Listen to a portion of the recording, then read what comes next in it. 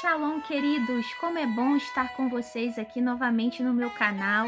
Eu espero que você já tenha assistido os vídeos anteriores, já tenha curtido, compartilhado com seus amigos, porque eu escolhi esse tema, Reescrevendo a História, porque eu sou prova viva que Deus reescreve a nossa história.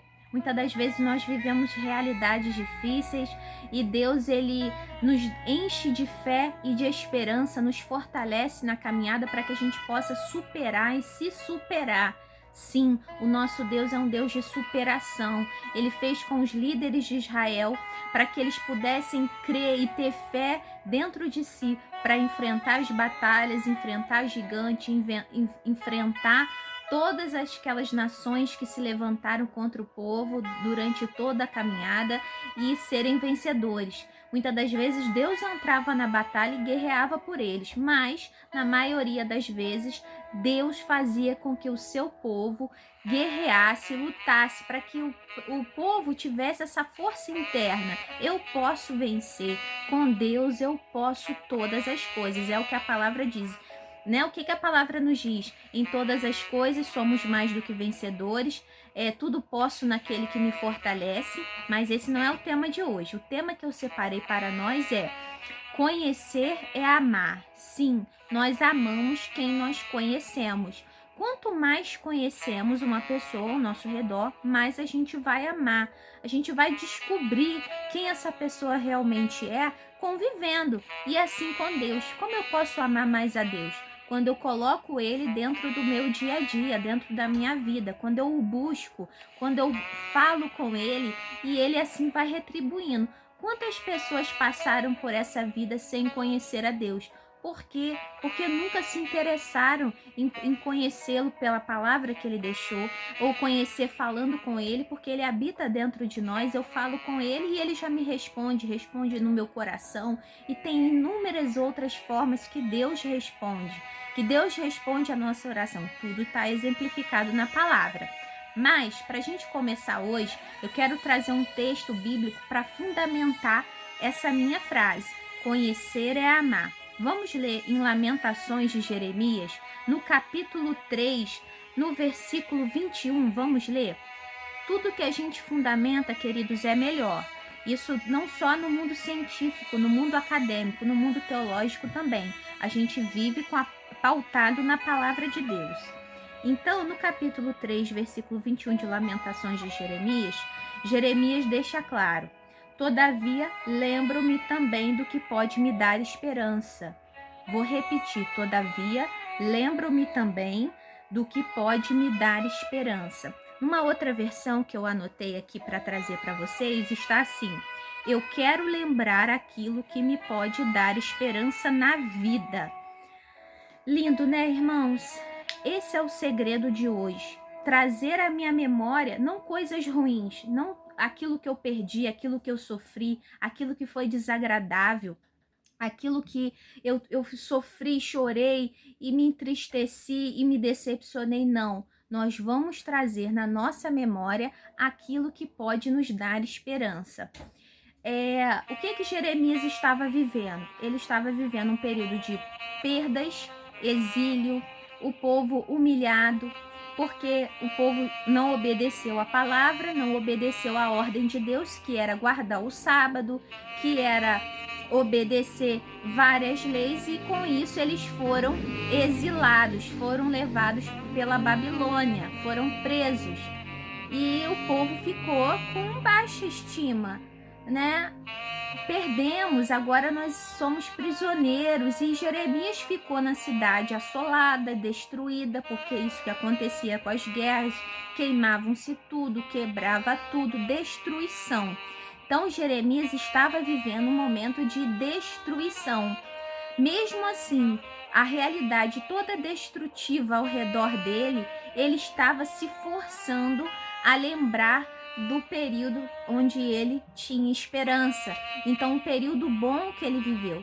Então, o que a gente pode ver aqui no segredo de hoje? Jeremias nos orienta a buscar, a ter esperança a todo momento. Esse é o primeiro segredo. Agora, vamos ler mais um texto bíblico que eu separei hoje para a gente estar lendo. O texto que a gente vai ler é Efésios, no capítulo Efésios, capítulo 2, versículo 4 e 5. Todavia, Deus, que é rico em misericórdia, pelo grande amor com que nos amou, deu-nos vida com Cristo, quando ainda estávamos mortos em transgressões. Sim, olha que coisa linda. Enquanto nós não conhecíamos a Deus, não sabíamos o que Ele queria para nós e nem a bondade, o amor que Ele tinha para com as nossas vidas, Deus já estava nos chamando. Deus já estava nos preparando para usufruir desse grande amor. Então, o que eu posso trazer hoje? A mais ainda desse texto maravilhoso. Tudo que Deus cria, tudo que Deus faz, executa e fala, tudo está direcionado ao seu amor. Até mesmo os seus juízos e a sua justiça está baseada em amor. Como assim?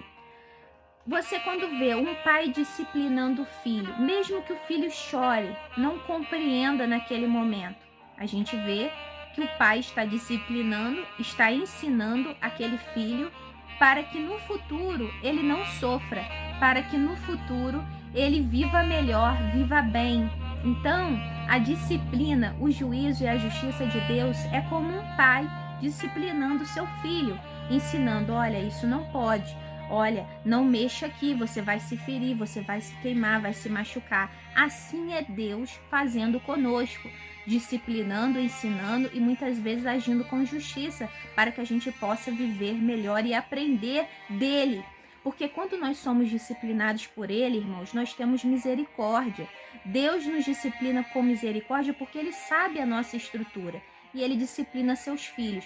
Agora, quando nós agimos longe dele, a disciplina que nós vamos encontrar, a justiça e o juízo é muito forte, porque o nosso adversário, o inimigo das nossas almas, ele vem para nos destruir.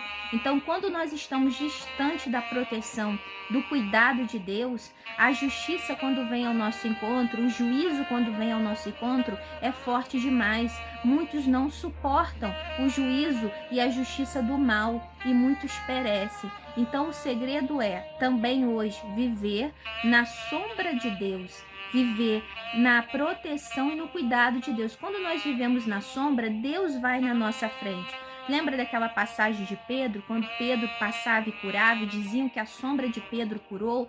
Eu entendo de uma forma diferente. Como Pedro colocava Deus na frente dele, a sombra maior, a sombra que ficava e curava era a sombra do próprio Deus.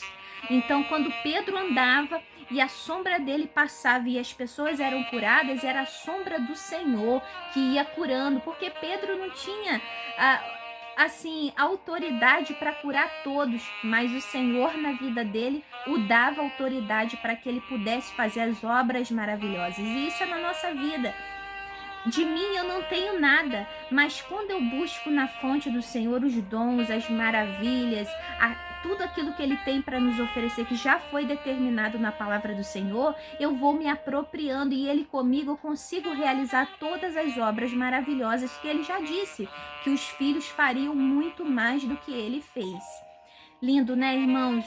A palavra de Deus é um mistério, é como a profundeza de um mar. Quanto mais nós mergulhamos, mais nós descobrimos tudo que há de maravilhoso na criação, irmãos. Tudo nós vamos descobrir de maravilhoso. Então, vamos continuar. João também afirma que Deus é amor. Vamos ler João? Eu deixei aqui essa anotação para a gente ler também mais uma referência. Olha, irmãos, como que nós estamos evoluindo. Hoje já foram 3 referências. Tudo para confirmar que o nosso Pai é amor. E até a sua justiça e seu juízo também contém amor. Então, no livro de João, nós vamos ler aqui no capítulo 3 também, versículo 16, que diz assim: porque Deus tanto amou o mundo que deu o seu Filho unigênito, para que todo o que nele crê não pereça, mas tenha vida eterna. Esse versículo é muito conhecido, mas por ser conhecido, muitas das vezes a gente não dá o devido valor, a gente cai no esquecimento, a gente acha que Deus não nos ama. Não, irmãos. A palavra já deixa claro, se eu escolho ter Cristo na minha vida, eu já escolhi ter o amor constantemente de Deus. Ele deixou o seu Filho aqui para que nós possamos ter acesso ao amor, um amor declarado. Então, o amor que Jesus deixou aqui na terra nas suas obras é o amor declarado de Deus, ok? Então, só para a gente concluir, eu deixei aqui escrito uma frase, mas como ocorrerá essa conexão? Conhecer e amor é uma busca. Então, quanto mais eu busco conhecer, mais eu vou entender e aprender a amar. E assim nós vamos fazer com Deus. Quanto mais eu o busco, relacionamento é troca. Quanto mais eu busco dele, mais ele vai oferecer a mim. Então, nós podemos entender que sem a manifestação da misericórdia, nós não estaríamos em comunhão com Deus. Então, quando ele falou que ele enviou o seu Filho unigênito para que todo aquele que nele crê não pereça, tenha a vida eterna, essa foi a maior prova de amor e misericórdia do próprio Deus. Com isso, nós temos comunhão. Seu amor é amplo. Então, vamos visualizar. Quando eu olho a amplitude do pôr do sol, um ambiente bem espaçoso, bem amplo ou de frente para o mar. Quando eu vejo essa amplitude, essa ilustração, eu vejo a amplitude do amor de Deus. Quando os meus olhos não podem alcançar o horizonte, é assim que eu posso entender e compreender a amplitude da misericórdia e do amor de Deus. É muito amplo. A minha limitação dos meus sentidos não consegue compreender. Porém, ele, irmãos, ele nos supre. Ele supre até a limitação dos nossos sentidos, do nosso entendimento que é falho. Então, Deus nos chamou para estar com ele em comunhão, em amplitude, sempre ampliando, sempre crescendo, sempre progredindo, sempre prosperando. Deus nos chamou para prosperar. Então, e equilíbrio, sempre equilíbrio, nunca dosando mais para uma área da vida e deixando a outra de lado. Deus também é um Deus de equilíbrio, toda a sua obra é equilibrada, toda a criação foi criada com equilíbrio, cada coisa foi criada no seu dia, cada objeto, cada área da criação, cada ser vivo foi criado em um momento específico. Então a gente entende que Deus é um Deus de equilíbrio e Ele quer que nós vivamos equilibrados, porque o equilíbrio é sinônimo de saúde, saúde física, emocional e espiritual. A gente não deve buscar somente a saúde espiritual em primeiro lugar. Todas devem ser buscadas constantemente e equilibradamente. Então esse é o segredo que eu deixo hoje. Conhecer é amar. Quanto mais eu buscar, mais eu vou amar a Deus, mais eu vou receber dele o seu fluir e eu vou ser um canal de bênção, de prosperidade, de vitória, não só para a minha vida, mas para a vida de todos que estão ao meu redor, vivendo em equilíbrio.